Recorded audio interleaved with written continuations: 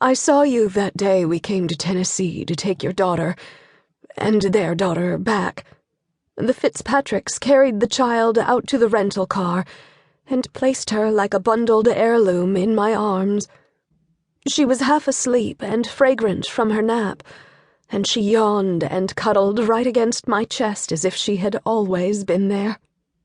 Tom and Meredith went back inside to gather the rest of her things, and that's when you crossed the yard and looked at the car, and it seemed that you were looking right at me.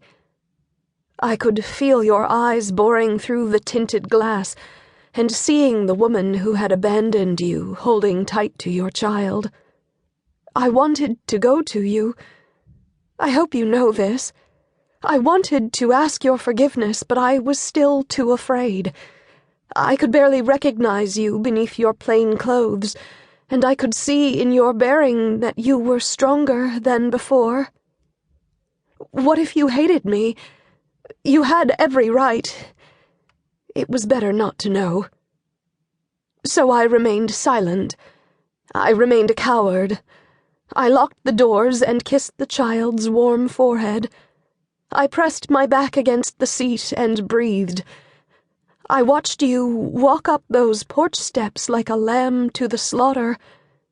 Inside the house, I knew you would learn that you would never see your daughter again. Part 1. Chapter 1. Beth, 1995. 9 minutes after the chapel bells heralded the first academic session, Dr. Thomas Fitzpatrick came into the department. His glasses were snow-spotted and the toggles of his pea coat off by one. Keeping my fingertips on the keyboard, I watched him walk the length of carpet down to his office. Then I looked at the computer screen. Winslow, Beth, 1995, it read. Solomon's Choice. Finding an Ethical Solution for Remorseful Surrogates. Master's Thesis, Sims University.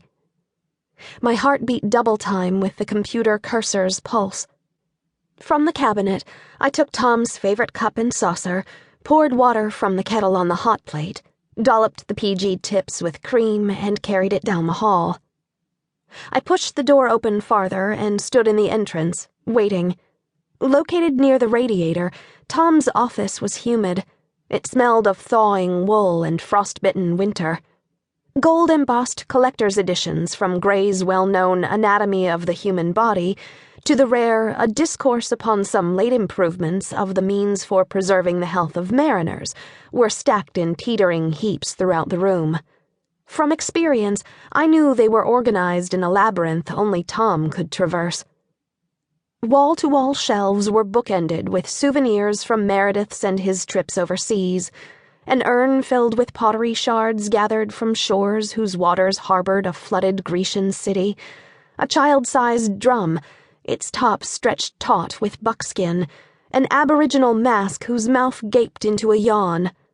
Despite these variegated treasures, the books were the only things Tom was particular about, the only things he did not want touched. Tom had shed his coat. Beneath it, he wore the tweed blazer with the stamped brown buttons and worn leather patches on the elbows that always made him too hot during his animated lectures. His yellow scarf hung from the back of his swivel chair and coiled up on the floor. A cup and saucer with cream skimming the surface of yesterday's tea sat like a paperweight on the notes scattered across his desk. Tom's desk, the roll-top slid back, was centered beneath a rectangle window that was flush with the ground outside the basement offices, and whose ledge was piled almost to the top with snow. This allowed just enough natural light to reveal the floating dust that permeated the air in the ancient brick building. Dr. Fitzpatrick? Tom's head came up. His fountain pen paused on a note that, even after a year as his graduate assistant, I still could not decipher. Swiveling his chair to face me, he blinked, his great mind awakening from some cerebral dream. "Hello, Miss Beth," he said. His British accent was distinct, even after 20 years in the States.